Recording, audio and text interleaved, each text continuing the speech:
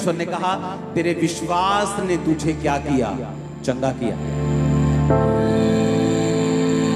जितनों ने उसे ग्रहण किया, उसने उन्हें परमेश्वर की संतान होने का अधिकार दिया, अर्थात जो उसके नाम पर विश्वास रखते हैं वो ना तो लहू से, ना शरीर की इच्छा से, ना मनुष्यों की इच्छा से, परंतु परमेश्वर से उत्पन्न हुए हैं। सब बोलो आमीन।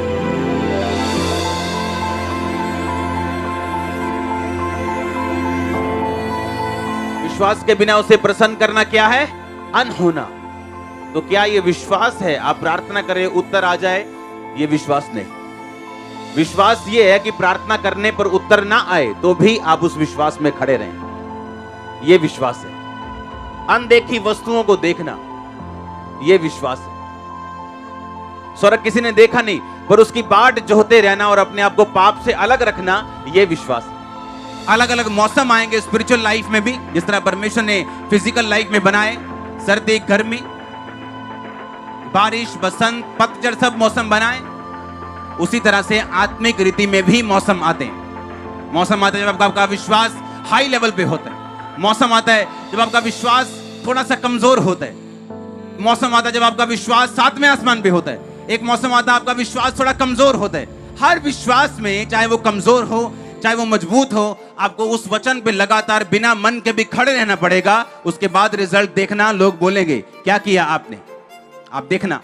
यीशु मसीह ने कहा, जिसका विश्वास थोड़ा है, जिसका विश्वास कंप्लीट नहीं, वो समुद्र की लहर के समान है। आज से 20,000 साल पहले भी लहर आती थी, टकराती थी, चली जाती थी, आज भी टकराती है और चली जाती है, कोई काम नहीं होता। जैसे पहले थी आज वैसे ही है। उसी तरह से बाइबल कहती है उस व्यक्ति जिसका विश्वास दो चित्ता है, वो समुद्र की लहर के जैसे।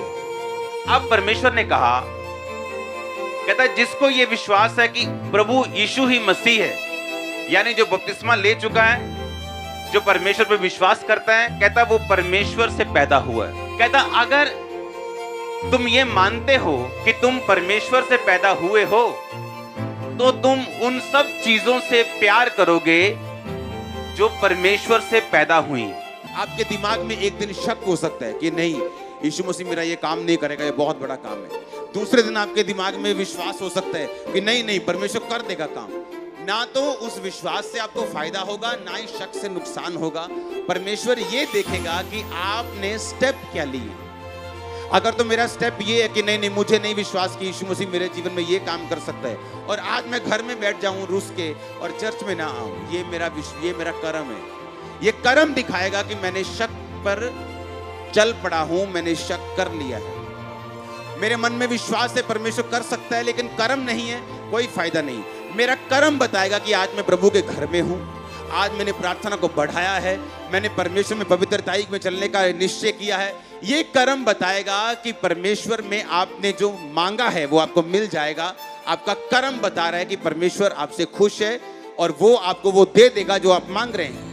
इसलिए परमेश्वर ने कहा जो परम प्रधान के छाए हुए स्थान में बैठा रहे, यानी उसकी हजूरी में, उस विश्वासी होने के स्थान में, वो सर्वशक्तिमान की छाया में क्या पाएगा? ठिकाना, यानी डिफेंस, यानी सुरक्षा पाएगा।